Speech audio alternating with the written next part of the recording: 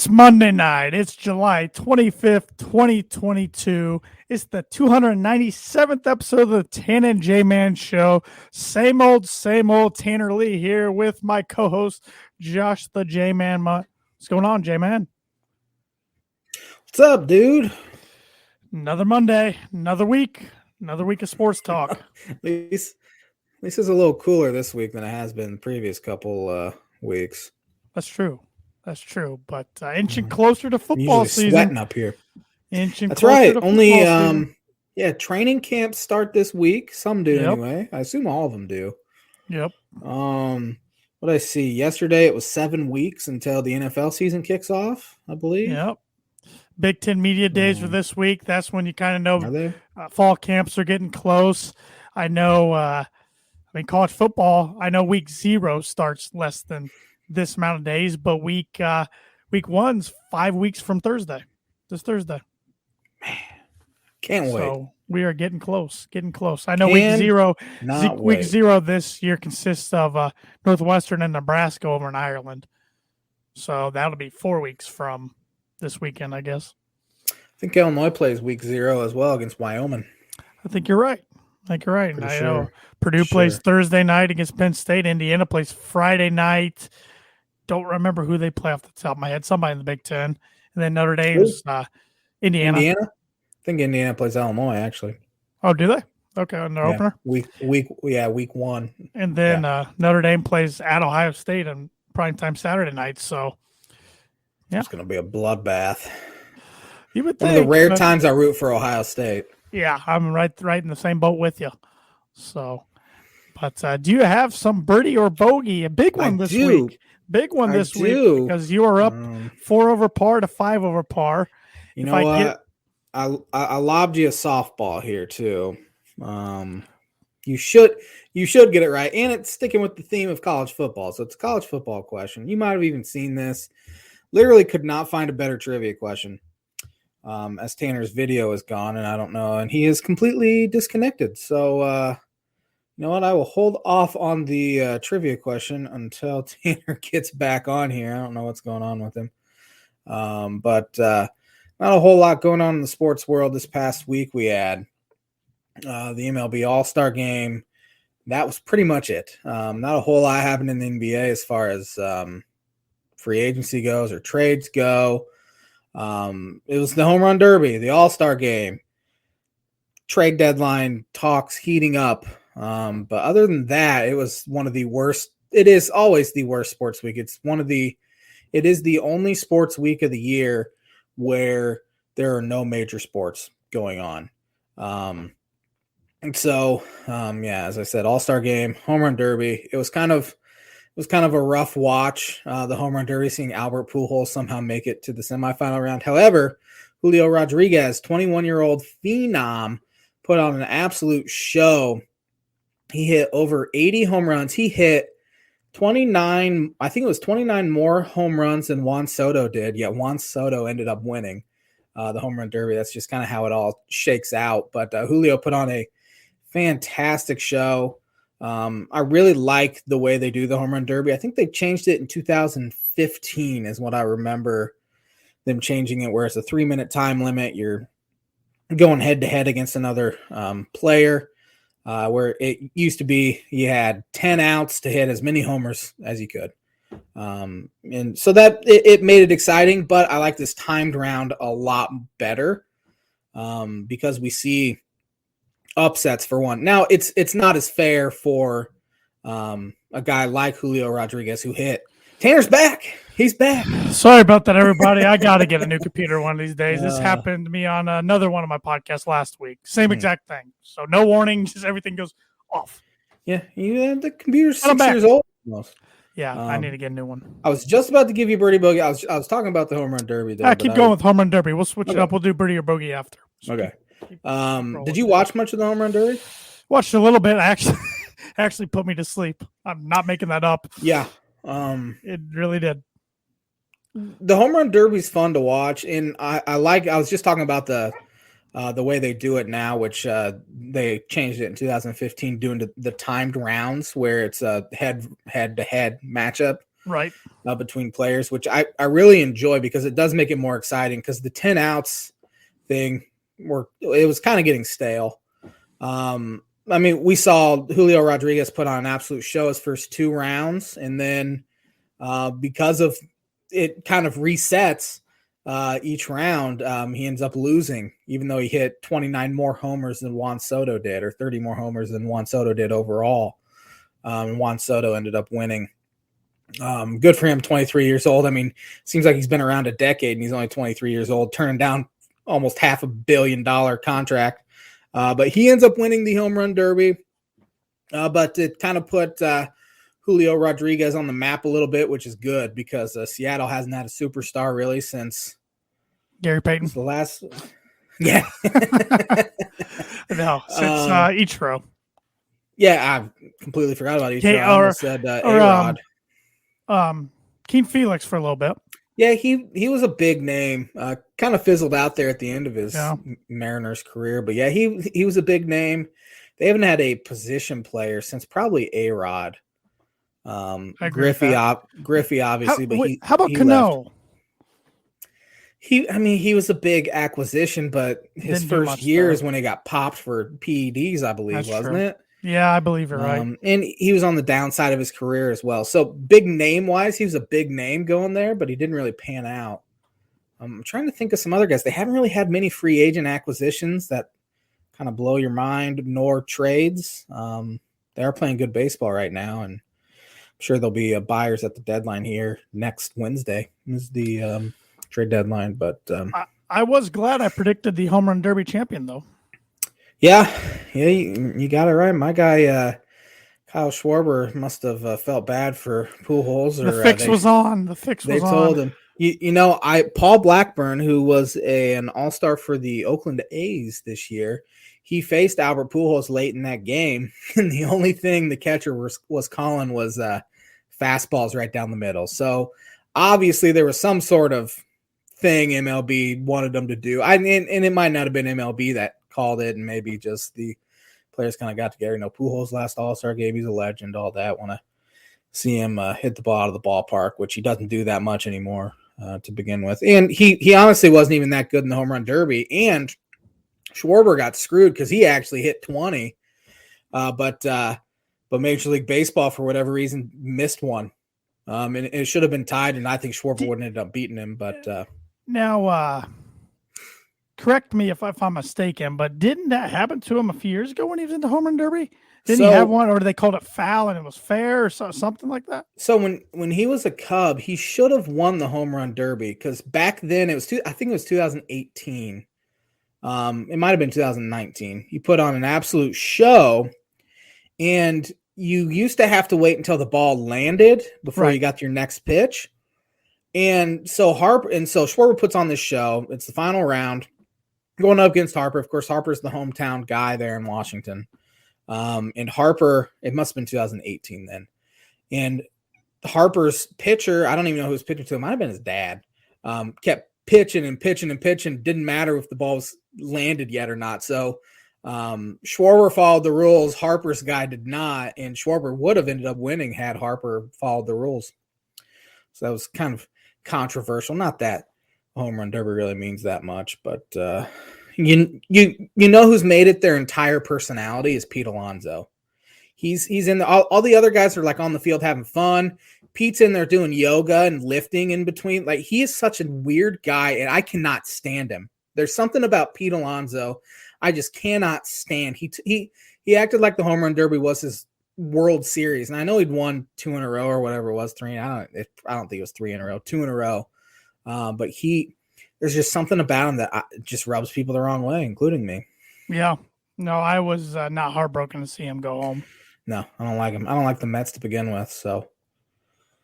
Me neither. Let's see here. I see the All-Star Game is going to be in Seattle next year. Seattle had it in 2001, I think. It was Cal Ripken's last one because Ripken was voted in as a third baseman, I believe. And A-Rod was the shortstop, and A-Rod he ran out to the field and took third and let Ripken have short. Ripken hit a homer. And he hit a homer, yeah. He hit a homer. remember that one. Yeah, they've had it here within the last 20 years. Wrigley Field's trying to get it really bad, which I hope they do because I really want to go to the Home Run Derby someday. They've had it before, right? 1990 or 91, okay. I believe. So that would be fun. Which I don't know. I mean, they've built up around the ballpark quite a bit where it'd help out to maybe get an event like that, but for whatever reason they just don't get it. I don't understand. Maybe it's because Major League Baseball hates the Ricketts family as much as I do. That's impossible. I was going to say that's probably impossible. But, did you watch any of the All-Star game? I watched about 5 innings. I didn't watch a single at-bat of the All-Star game. The NL got out to a 3-0 lead in the first. Paul Goldschmidt did a 2-run homer. Then who was in the American League that hit one? Was it? I think it was Stanton, wasn't it? Oh yeah, that was an absolute bomb. He had about 9,000 feet. But other than that, there was no offense at all. The final score ended up being 4-3 or something like that. Why is it that the AL just dominates this game? I don't know. I mean, it's been that way pretty much our whole lives. Our entire lives, but the NL dominated in like the 70s and 80s. Right. But yeah, the AL had that long stretch where it felt like the NL just couldn't win at all. Then the NL wins one, and now it's the AL over again. I don't get it. I don't know if the star power in the American League is just that much better. It doesn't seem like it is anymore. It seems like it's evened out. It's just it's more of a random thing than anything, and I'm very glad that they no longer have to win in order to get home field advantage. That was the dumbest thing ever. That was the absolute dumbest thing ever. And if I was the manager of one of the clubs, I would have put like my worst all-stars in to start it and let my best ones finish it. Yeah. Don't want old Garrett Cooper out there of the Marlins trying to get home field advantage in the World Series. That was dumb. Although one of the last years they did it, it helped the Cubs out because the Cubs were able to get the DH 4 times instead of 3. So that meant Schwarber out play. But I'm not a huge fan of the All-Star game, but it's by far the best All-Star game easily, of the 4 major professional sports. Yeah, you can't fake baseball, or you can fake football, you can fake basketball. Well, and those guys don't want to get hurt. I mean, they're more likely to get hurt probably than the baseball guys in the All-Star game. Plus, I mean, these pitchers are going out there. They get to throw 1 inning, so they're going to let it all loose. Guys that usually sit like 93, 94 hit 98 and 99. They don't have to conserve their energy. So it makes it so much harder to hit than it would in a normal game. But yeah. I don't remember the last time I watched an entire All-Star game though. The last one I might have been the one in Milwaukee when it was tied. Really? When the crowd shouldn't let them play at Bud Selig. Yeah, that was early 2000s because that's when Bonds was a big deal. And Torrey Hunter robbed Bonds of a homer, I remember, and Bonds picked him up, put him over his shoulder. Yep. That was a good moment. But yes. You want to hear my birdie bogey now? Yes, it is the biggest birdie or bogey in Tanner J-Man Show history because, like I was saying before, my camera and my audio and everything just went kaplat on me. You've got 2 in a row right. I got my 1 right last week. So that's 3 in a row for the show. And you're up 4 over par to 5 over par. Let's see if I can keep this going. Yeah, it's one of the easier ones. Oh, gosh. Kiss of death. Of college death. Football. Okay. All right. Kirby Smart signed a huge extension, $120 million or something with 10 Georgia. Year, yep. Since Kirby Smart got to Georgia, there are only 4 teams with more wins than Georgia. Who are those 4? You have to get all 4 for a birdie. You have no opportunity for a par this week. Man, I got to think what year he got there. Replaced Mark Richt before he went to your Hurricanes. Oh, okay. Yeah, so Birdie Bogey is brought to you by Noble Gnome LLC for fresh, locally grown, nutrient-dense produce from Bryce and Katie Romine of Mentone, Indiana. Like them on Facebook, follow them on Instagram, and check out their website, noblegnomellc.com. Get your veggie for your salads. Get your veggies. What do you put in your salad there, J-Man? Bacon. Bacon and cheese, and drown it in ranch. Are you croutons guy? Oh yeah, I like croutons. Croutons are pretty good. What's your salad dressing has to have lettuce. What's your dressing of choice? I mean, as I said, it's hard to go wrong with ranch, but that just seems like such a easy one to pick. What if for some reason the restaurant's out of ranch? I don't know why they would be, but they're out of ranch. What are you going with? I'd do double steak instead of a salad for one. I'll put that on the record. I like a shout out to my father. He likes a Parmesan peppercorn, which is pretty good. I'm gonna give him that. I think he asked for it at every restaurant, and barely any of them have it. And he's really excited when one of them does. Honey mustard's good. I like honey mustard. Not an Italian or a French guy or a vinaigrette. I don't mind French or Italian. Honestly, I like most dressings besides blue cheese. I cannot stand blue cheese. I think it's disgusting. A Caesar salad guy? That would be my salad of choice. Like, I'm not taking a house salad. I'm probably whenever I'm in an Italian restaurant and they give you an option, I usually go with the Caesar salad. All right. Or any sort of restaurant I have. So that's probably my favorite dressing is Caesar.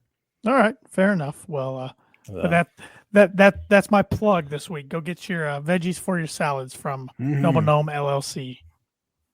Bogey. Wrong segment, but close enough. Yeah, I know. I doubled up on my book at when was it? 2 weeks ago? Yeah, because you had it. You forgot to take Rory till the end of the show. The book Rory. So then you had to keep that going, which. Yeah. Gotta have to wait till next year to keep that going. Yeah. Do you want to stick with college football here real quick? I have why not? Pulled up here. I can always talk college football. Cleveland.com always puts together a preseason Big Ten football poll. Did you see it? Uh-huh. So they usually they always do it. I don't even know who the writers are that vote on it, but with 31 first place votes in the West, they have Wisconsin winning that one. Can't argue that. It's their division. No. They say otherwise, even though Iowa won it last year. Yep, which Iowa, according to them, is second. And then Minnesota, which was a shock, was third. So they must have got about everyone back. They lost their whole offensive line. Fourth, Nebraska fifth. That's what I can't figure out. And yes, Tanner Morgan's back. Their running back's back, but he's coming off an Achilles injury. That's sometimes tough to bounce back 100%, at least early in the season. I don't know. I was surprised by that a lot. I don't know. We'll see. But I can't say anything. My program can't seem to beat PJ Fleck in Minnesota, the team I root for. Something about the Flexter that gets people flustered for whatever. Brahms got I don't remember Ferris's number, but not Fleck's number. So. That's weird. That's a weird one. Well, Minnesota did win 9 games last year, so maybe they're basing it off of that. Yeah. Do you think they're again? Do you think the offseason distractions of some former Minnesota players coming out against Fleck and the staff, do you think that'll be a distraction at all for them this year? It's hard to say, obviously, right now. But it seems like Fleck could not care less about outside noise. Right. And it seems like he does a really good job of having his teams not hear it or care about it as well. So I'll give him the benefit of the doubt on that. But at the same time, it's one of those, us as fans either love him or you hate him. And I assume that's the way it is with a lot of his players too. You either love him or you hate him because it seems like his shtick would get old real quick. And I would not like playing for a guy like that whatsoever. Right. But, he's doing pretty well, obviously. He's winning. He's winning. So that's all that matters at this point. But as I said, Purdue 4th, Nebraska 5th, Illinois 6th, and Northwestern 7th in the West. Well, that's by far the lowest I've seen Nebraska. A lot of them have Nebraska 2nd, 3rd. Just crazy to me. Every year is the hype. It's the hype in July of Nebraska. There's no coach on a hotter seat than Scott Frost in the country. Would you say? I can't imagine a hotter seat.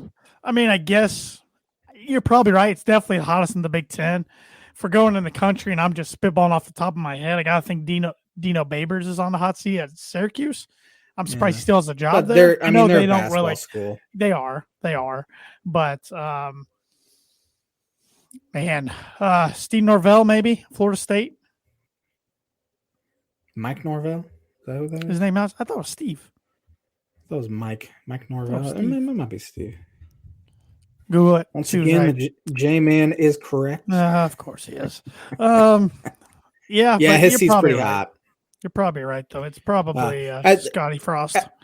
At least as far as teams that always get the most hype. Like, no one's even talking about Dino Babers in Syracuse because they've sucked for so long. I know, but Nebraska always gets this hype every single year, and I think they're only 7 games over 500 since they joined the Big Ten in 2012 or 11, whenever that was. Well, I found an interesting tweet the other day about Nebraska, and I got to look it up now. It is, oh man, I got to find it. Here we go. It's a Reddit theory on Nebraska. Did the Big Bang Theory kill Nebraska football?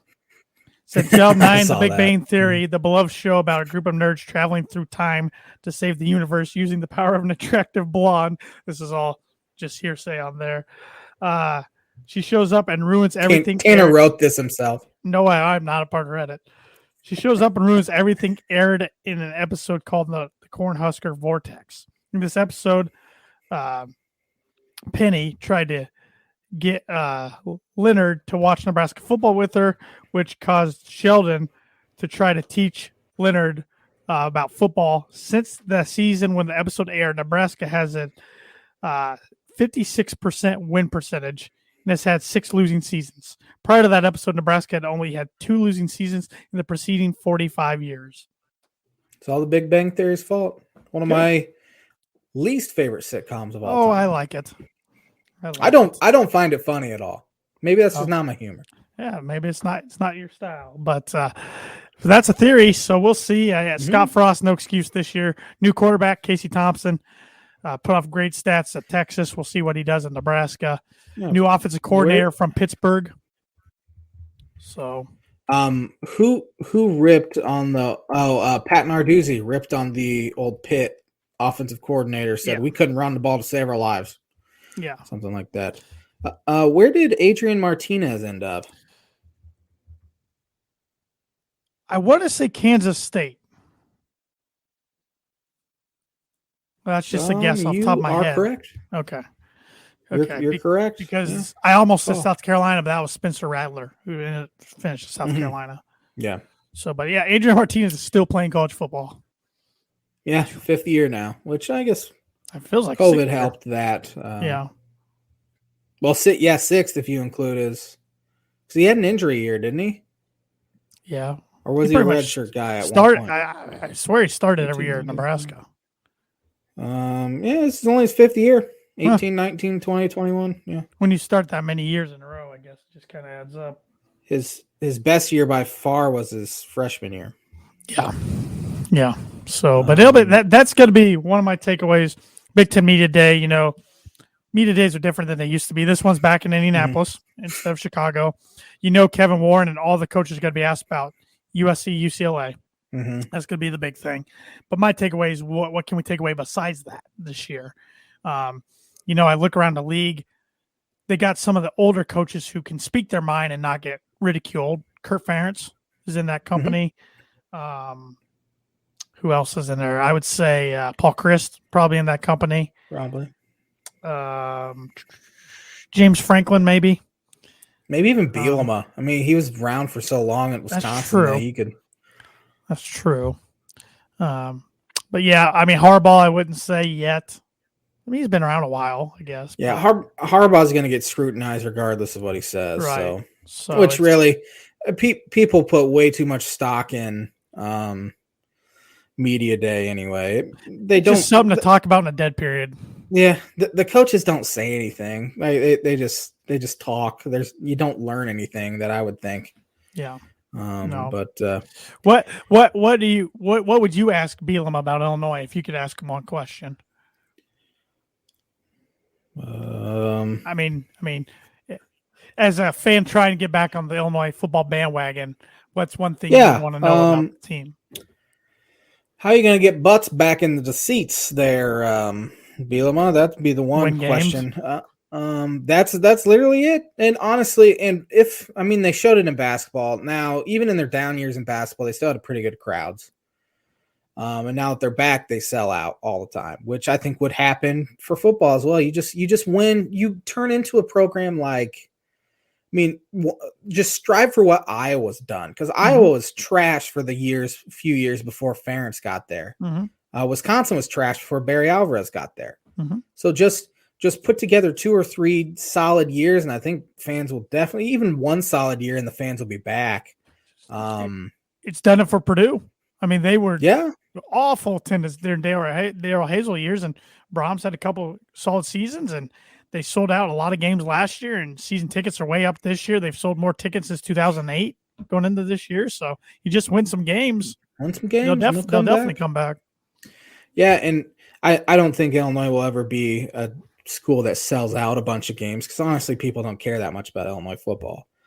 Purdue fans do a much better job of caring about their football team as much as their basketball team, where Illinois will always be basketball first, and then, hey, if football's good, okay, maybe we'll go to a game. Yeah. And honestly, I think this year shapes up for Illinois to get to 6 wins and go to a bowl. I don't know if that'll be enough to have fans believing that they could be potentially halfway decent again. But yeah, again, as you said, put together 2 or 3 years in a row where they're solid, go to bowls, because they haven't been to back-to-back bowls. I think they went in 2010 and 2011. It was the last time they went to back-to-back bowls. And before that, I don't even remember. So they've been pretty bad for years. And I don't know. As far as a particular question I'd ask Bielema, Illinois' quarterback play has been horrendous for years now. How are they going to be able to tap into I don't even remember the quarterback's name right now. What is his name? Tommy DeVito. How are they going to tap into his talent and have him put together a year similar to what he put up in 2019 for Syracuse? Brand new offensive coordinator. They fired the guy after 1 year who was there last year, who was terrible, which that shows you Bielema is serious, because a lot of guys, they hire a coordinator and they don't want to fire him after just 1 year, but Bielema wasn't putting up with not scoring points. So it shows that Bielema is serious about getting back, which is good to see. I think if I could ask Jeff Brom a question, I want to know about the receivers. Who's going to step up? I know he's not going to say one player, but I want to see, in his opinion, who would step up and be the alpha dog wide receiver. Because Purdue still has tons of depth in that wide receiver room, but they don't have a Rondell Moore or David Bell anymore. And a guy who should have been their number one receiver, Milton Wright, is out of school for grades. So who's going to step up and be? I mean, will it be Brock Thompson, who had a great Music City Bowl, but he's coming off double knee surgery? Is it going to be somebody like TJ Sheffield? He's coming off foot surgery from the Music City Bowl. Is it going to be, a younger guy like Mershawn Rice, but he's a guy who's been injured his career? They have so many question marks because of injuries. Could it be Tyron Tracy, Iowa transfer, Charlie Jones, Iowa transfer? I mean, that's just the question marks. There's a lot of question marks there. There's a lot of depth, but I mean, right now I'd say Payne Durham, their tight end, is probably their number one target. He's solid. But it's better when you have a solid run game, which is something Purdue has not had under Jeff Brom. And Purdue's really never had in my lifetime a solid run game to go along with the pass game, or at least since like 2003 when Joey Harris was a tailback. But if you don't have a solid run game and don't have that alpha dog wide receiver to get your tight end open, and your tight ends and your number one target, makes it a little tougher for him. So sure. So we'll see. I think the defense will be good. They did lose their defense coordinator to Wake Forest. I think the offensive line will be one of Brom's better offensive lines, but who's going to step up a wide receiver, and where's the run game going to come from? Because for once, I don't really have to worry about who's going to be the starting quarterback going into a year. That's kind of nice. Yeah, for the first time in what feels like a long time. Feels like a decade, but it's at least 6 years. So, yep.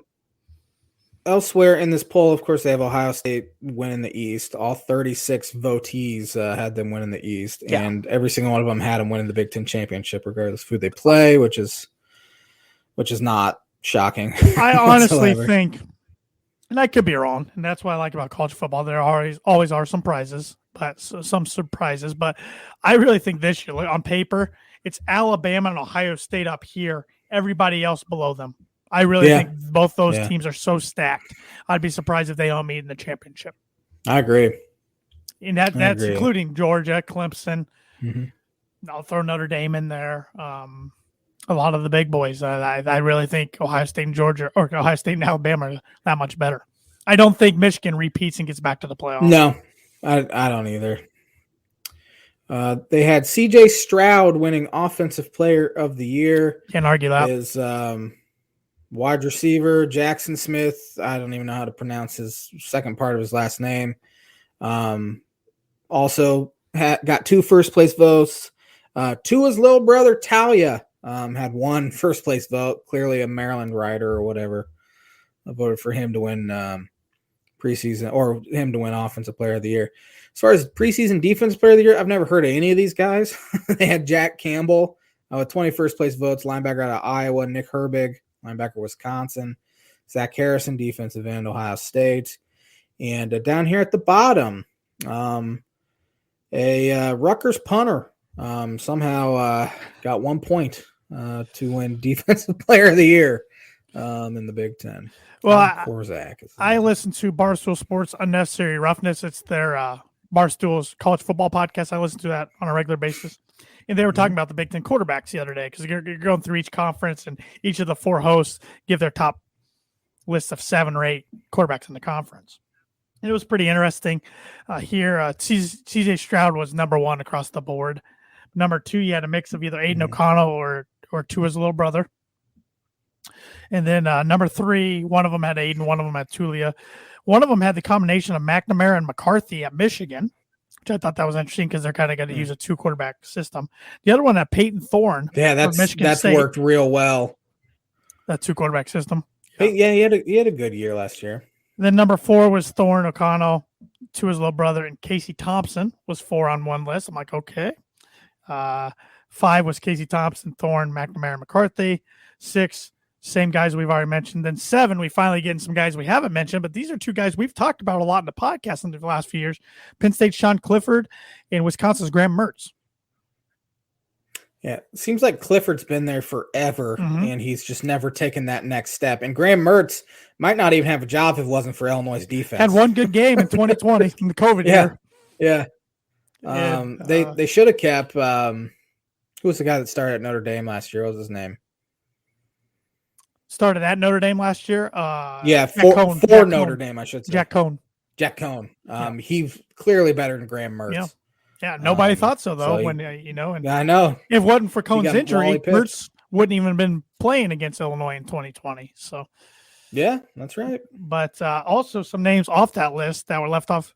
Spencer Petras, who's not very good, let's be honest. But Tanner Morgan wasn't on there, Minnesota. He's been around forever. I think you can make a case for him over some of those other guys. But I agree. It's interesting. It's like, I think the Big Ten's like really top heavy at quarterbacks, like 1 through maybe 4. And then after that, it kind of really falls off, and then it gets pretty tight niche, because let's see, Indiana's got a new transfer quarterback from Missouri. I assume he's got to be their starter. What's his name? I can't think of it off the top of my head. Illinois got DeVito. Rutgers still has that. His last name's, forget what his name was. Ski, I think. Northwestern, I couldn't tell you who their quarterback's going to be. Northwestern uses about 5 different guys each year, it feels like. So it'll be interesting. It'll be interesting to see how it all shakes out. But there'll definitely be some storylines, I'm sure, coming out of Big Ten Media Days. But the big thing, the talking point's got to be UCLA, USC. I wonder how many times people get asked about Notre Dame. I'm sure quite a few times. I bet so too. Speaking of the whole Big Ten expansion thing, I saw a rumor out today on Twitter that ESPN's new media rights deal with the Pac-12, or whatever you want to call it, to go back to 10, I guess, after UCLA leaves. Right now, it's like $24.5 million to each school. Compare that to the Big Ten and the SEC, who are getting close to, if not at or above, $100 million per school. It's not even close. Yeah, California's governor called out both USC and UCLA, saying he demands an explanation why they're leaving, and it's pretty clear it's money. So I don't know. It sounds like Newsom's going to try to make it far more difficult for them to leave the Pac-12. But why would he care if they leave the Pac-12? Right. They're staying in LA. Plus, then they have bigger things to worry about than whether a state university goes to a different conference. You would think so. A couple other things, I suppose. I want to hear what they got to say about the divisions. You know, they were talking about throwing away the East and West next year. Will they hold on to that for one more additional year since UCLA and USC are coming in 2024? And then they could split in divisions or pods.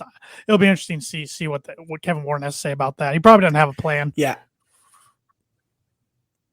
He probably doesn't. Let's be honest. I do think they'll go to the 4-pod sort of deal. I mean, 16 teams makes sense, kind of like they do in the NFL. Right. So there's a lot to figure out, and then you add it. If you were to add one more team in there, that would just screw everything up. Yep.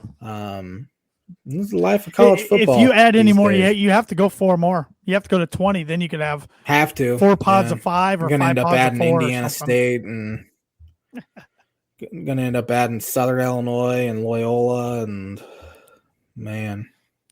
Ivy League school. We'll have plenty more college football talk in the next few weeks leading up to the season. Do you want to get educated? Yeah, I need smartened up today. I feel pretty stupid. Yes, you do.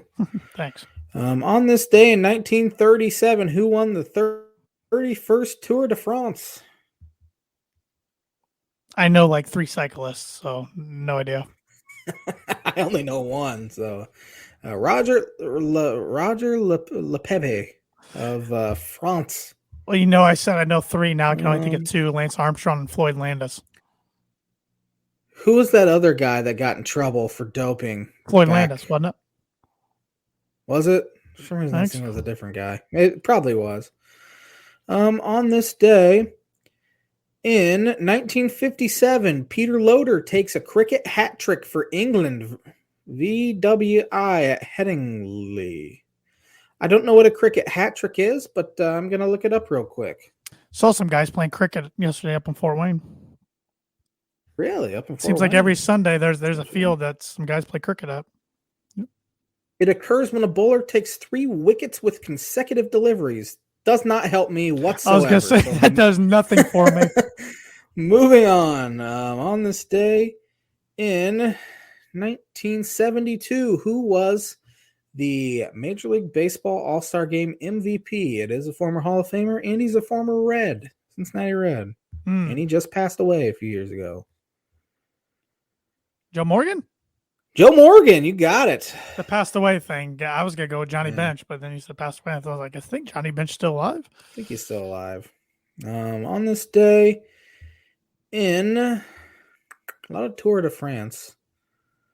1990, Roseanne Barr sang this national anthem at the Reds Padres game in San Diego. Have you ever seen video of that?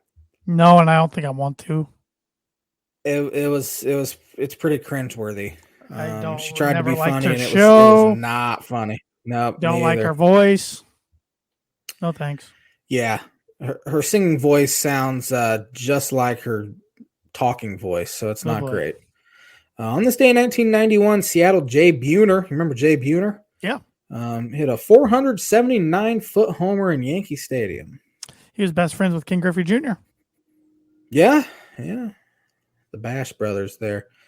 On this day in 1991, Pittsburgh Steelers guard Terry Long was treated for an apparent suicide attempt after he learned he tested positive for steroid use. That's not good. That's a rough one. On this day in 1999, who won the Tour de France? Armstrong. It was his first of 7 consecutive Tour de France titles, but is later disqualified for drug cheating. I think he got disqualified in 2001 during the race. He might have, yeah. In 2004, he was disqualified. There was no winner because he ended up winning it. Maybe it was 2004. Maybe it wasn't 2001. Okay. Live strong. Live strong. On this day in 2015, Cole Hamels no-hit the Chicago Cubs. Cubs had not been no-hit since 1965. But that single moment sparked the Cubs, and they were the best team in baseball the rest of that season and into 2016. It kind of carried over. It's what they needed. Yep. At that moment, I thought, man, Cubs are going to have to sell at the deadline. And then Bryant 2 days later hit a walk-off homer against the Rockies, and they won like 16 to 17 games, and they were off. On this day last year, a final one here, USA men's basketball team sees their 25-game Olympic winning streak end when they were beaten 83 to 76 by France. It's embarrassing. Yeah, that was not a great U.S. team, but they ended up winning gold regardless. So yeah, they did. They got it done, but it happens. Should never lose. Should never. And that's going to do it for the On This Day segment this week, which is brought to you by, like it is every week, Mooney Woodcrafts. Mooney Woodcrafts is a veteran-owned and operated custom woodcraft shop based out of North Carolina with Indiana grassroots. They provide 100% hand-cut custom designs that fit your needs. From signs to growth charts, their custom pieces make a great addition to any home, office, or man cave. See some of their recently completed projects, visit at Mooney Woodcrafts on Instagram or Facebook. And for orders, contact them at mooneywoodcrafts@gmail.com. And Thad has got done with some projects recently that are really, really impressive and cool. So I would go take a look on their Instagram page especially. Some baseball talk here. The Cubs are hot. They have won 4 in a row. They just finished off their first sweep of the season in Philadelphia, that's a terrible sweep for Philadelphia, man. If they want to stay in the wild card race, which now they're a game out of the wild card hunt, that's just a terrible sweep. They looked awful. Cubs put up 15 runs on Friday, 6 runs on Saturday, ended up winning yesterday. Maybe the second half is the Cubs. Maybe too much, too little, too late, because trade deadline is on Wednesday, August 2nd, so a week from Wednesday. And there's only 2 Wrigley Field games left until then. So likely will be the last 2 games Wilson Contreras gets to play in Wrigley Field as a Chicago Cub. Same with Ian Happ. Sounds like Ian Happ's definitely going to be traded as well. Man, that's got to bring some emotions to you. Some emotions to you, the last pieces. Not as much as last year. Last year was brutal. That's not going to happen. Brutal. As the terrible John Rothstein would say, the epitome of brutality. That guy. He's over in Europe right now. Should be enjoying vacation. And he's posting pictures of great landmarks. Like, all this reminds me of is how the Atlantic 10 is going to have 3 teams and make the tournament this year. It's like, you're the worst.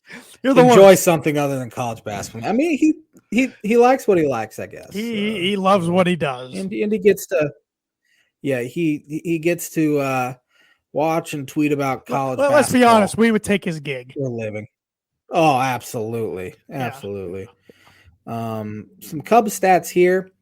Justin Steele came into his start Friday, one of only 4 pitchers in Major League Baseball to have thrown one single pitch 500 or more times without giving up a homer on that particular pitch, which happened to be his 4-seam fastball. He also came in just 21 4-seamers away from having the most 4-seamers thrown without giving up a home run in the pitch tracking era. Heath Bell threw 807 4-seam fastballs in 2010 without giving up a homer. Justin Steele was at 786 this year. Literally the first pitch of the game to Kyle Schwarber on Friday. Schwarber hits one about 420 feet. So that streak was ended, but pretty impressive by Justin Steele. This just shows how difficult his fastball is to hit. Seiya Suzuki, since coming off the injured list, has been one of the better hitters in baseball. Hitting his stat line coming into Saturday was up to 286, 369, 476, which you'll take that any day. He's getting paid that kind of money. That's a superstar level hitter right there. So good to see. Christopher Morel in his first 254 plate appearances in the majors put up a 284 batting average, 356 on base, 498 slugging, playing all over the diamond. He has been one of the lone bright spots and surprises from the Chicago Cubs season because he was in Double-A to start the year. Had a bad year last year in the minor leagues. Had some good success in the first month, and then they just kind of had to bring him up, and he has taken off. And it's he looks like a potential building block there, which they haven't had too many too many success stories come out of the minor leagues really since the core came up. I'm trying to think the last guy that came up and just took the league by storm was probably Ian Happ. At Wilson Contreras 2016, Happ 17. That was kind of the last minor league guy the Cubs have had that has had success right out of the gate, which is pretty sad to be honest. Let's see what else. Elsewhere around baseball, I should say. Did you see what's going on there in St. Louis this week? I think I caught a glimpse of it on Twitter today. Nolan Arenado kind of being a locker room disturbance. He's an idiot for one. But you're putting it nicer than I was. The Cardinals are going to play in Toronto for a 2-game series. And of course, guys who are not vaccinated are not allowed to enter the country Canada, of Canada. Yeah. I almost said state of Canada. Yeah, I should have just let you go. Shouldn't have helped you. Paul Goldschmidt and Nolan Arenado are two that are going to have to stay home because they refuse to get vaccinated. 2 all-star players refuse to get vaccinated. Yet both Nolan has said, I do not want to play in a wild card game. I want to go win the division. Yet he is willing to miss 2 games in Toronto, which could be the deciding factor between the division or wild card or even missing the playoffs completely. They're 2.5 games behind the Brewers. And it's incredibly ironic because Nolan Arenado has literally called out both of the front offices he's played for not giving them help to win. And now he's voluntarily not playing in games for his team in a pennant race. Not a good look. It's a terrible look. He has turned into one of the least likable characters in baseball, which I never thought he would.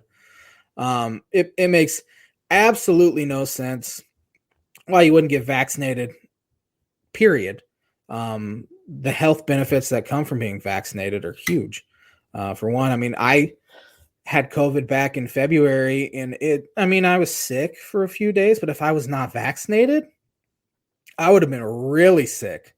For one, now I'm not trying to make this into go get vaccinated. You do you, but when you're calling out your front office saying you guys don't have enough help to win, yet you're just sitting out games because you refuse to get vaccinated because he says he wants to start a family, which it's been proven that it does not cause infertility for one.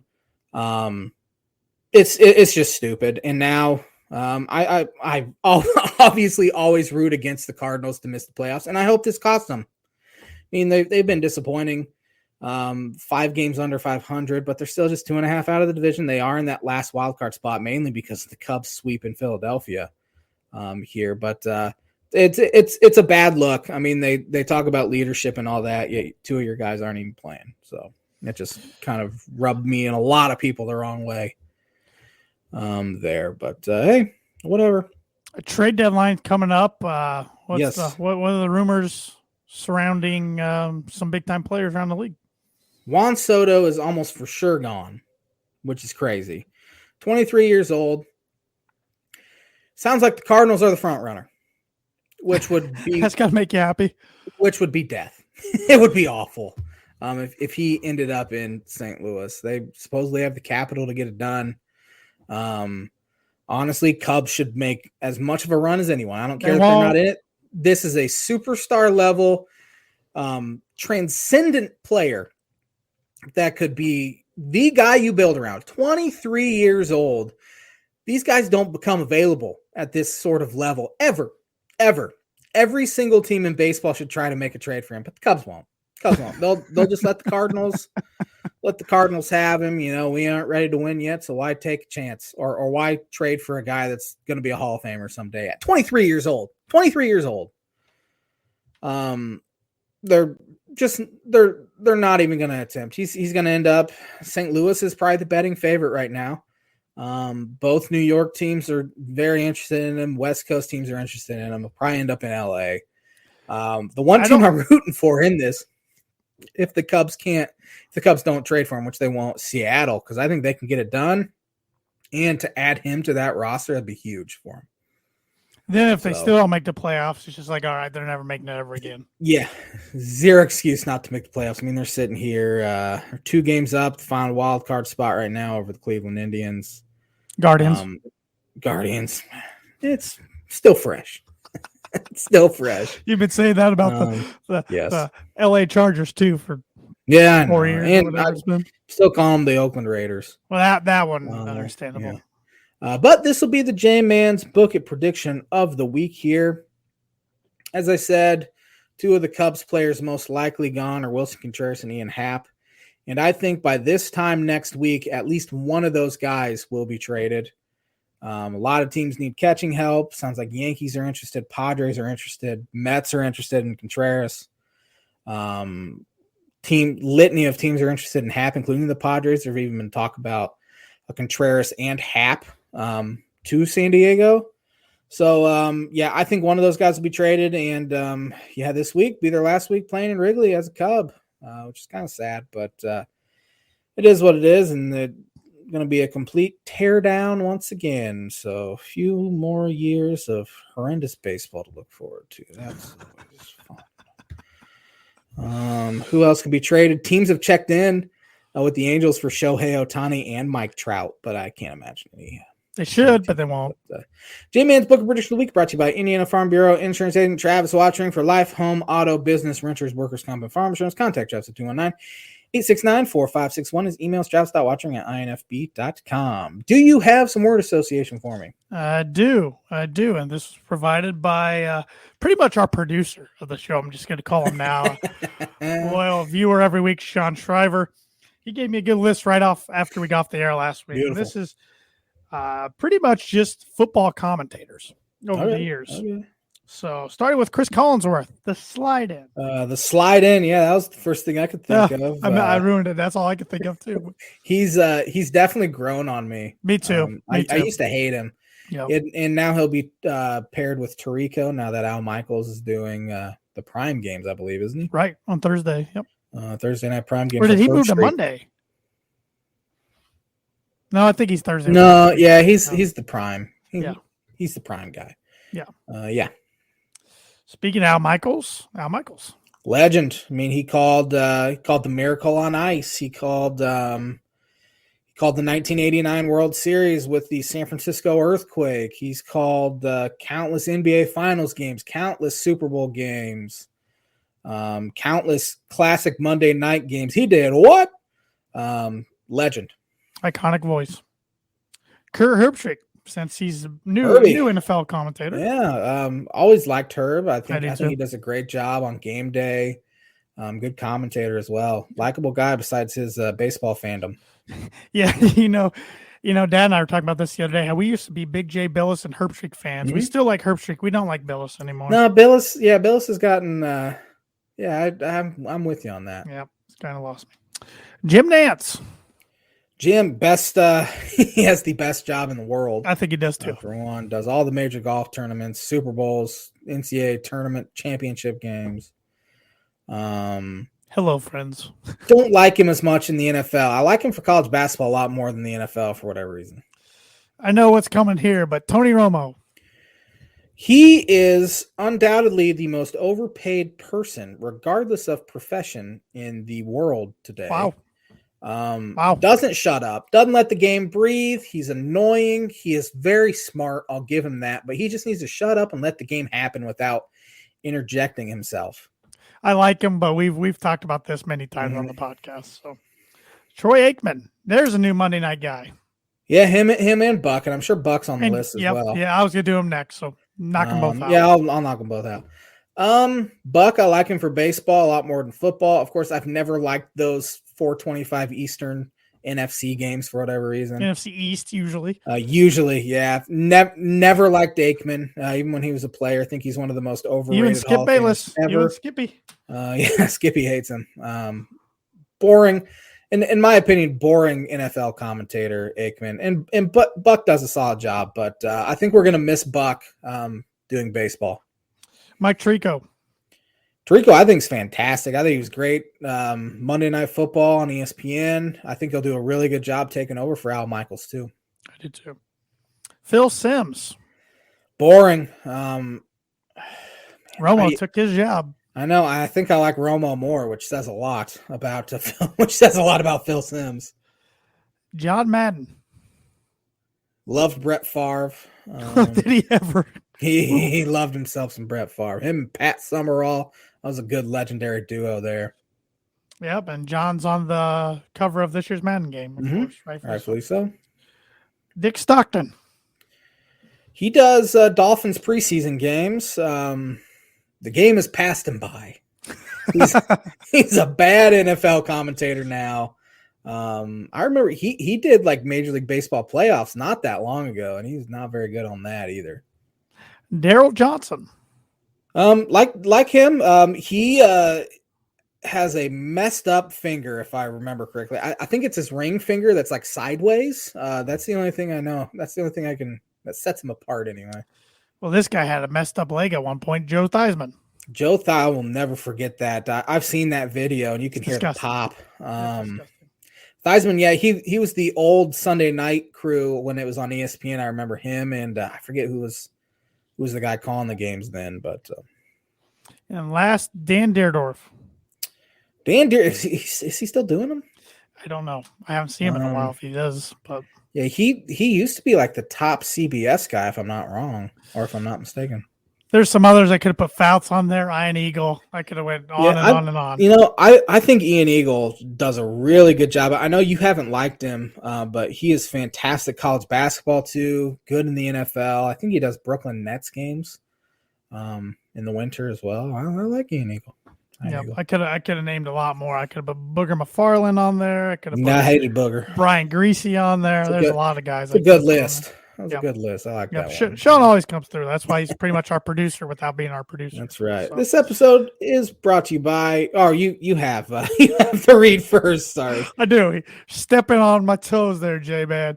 The word association segment is brought to you by Proforma Print 2 Promo Group. If you're looking for a trustworthy, dependable resource for your next trade show, company picnic, or sales meeting, they have over 50 years combined experience in promotional products and commercial print. They strive for fast and efficient response to all your print needs. You need to look no further. Let them be your one-source print and promotional company by giving Barbara Van Weinsberg a call today at 574-210-3815. This episode is brought to you by The Dam Landing. Whether you want an epic burger, hand-tossed pizza, hand-breaded tenderloin, seafood, craft beer, or handcrafted cocktail, Dam Landing is the place to be. The Dam Landing is a bar and grill located on beautiful Lake Manitou, focuses on freshness and quality. You can wash down their delicious food with one of their 16 beers on tap, including a constant rotation of today's best micro brews and domestic flavors, or a handcrafted cocktail made using fresh ingredients. Taking the fantastic views of Lake Manitou in their beer garden or outdoor bar area. Whether boat or wheels, the Dam Landing is the place to be located. 1305 Ewing Road in Rochester. I went to the Dam with my family early last week, had some pizza, best pizza in Rochester, Indiana.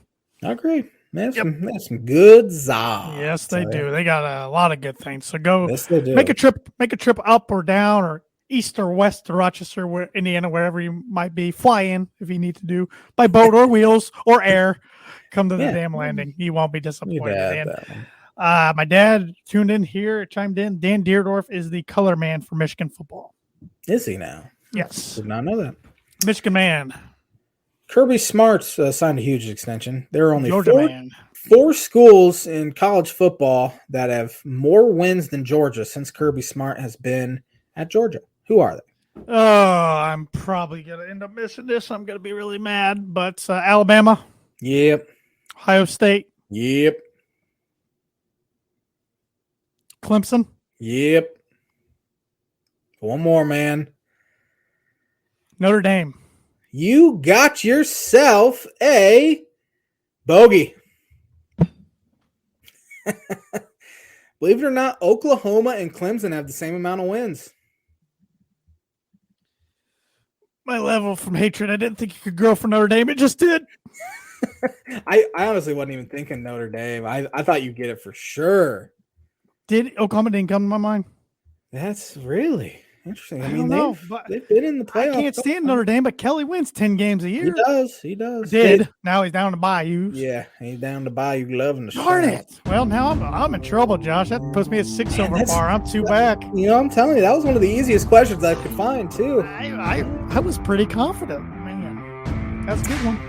Thanks for watching the Tan and J-Man Show live on the ISC Sports Network. We'll be back at it next Monday with another episode. Have a fantastic week, everybody.